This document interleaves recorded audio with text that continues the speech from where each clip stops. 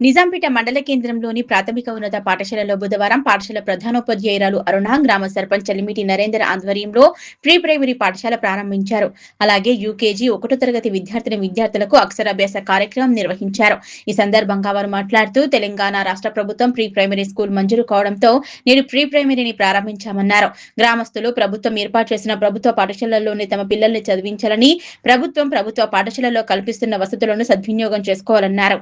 ఈ కార్యక్రమంలో హైస్కూల్ ప్రధానోపాధ్యాయురాలు జ్ఞానమాల, ఉప సర్పంచ్ గేరిగంటి బాబు, వార్డు సభ్యులు బండారి ఎల్లం, దుర్గయ్య, నజీమా, సంధ్యారాణి, తాడెంలత, కార్యదర్శి సరితాదేవి, ఉపాధ్యాయులు రాజేందర్, శ్రీనివాస్, శ్రీలత, బాలమణి, భాను, లక్ష్మి, ప్రమీల తదితరులు పాల్గొన్నారు. మన తెలంగాణ ప్రభుత్వం ప్రీ ప్రైమరీని శాంక్షన్ చేసింది. అందుకు ముందుగా ధన్యవాదాలు తెలుపుతున్నాం. అందులో భాగంగా యూకేజీ మరియు 1వ తరగతి పిల్లలందరికీ అక్షరాభ్యాసం చేయించడం జరిగింది.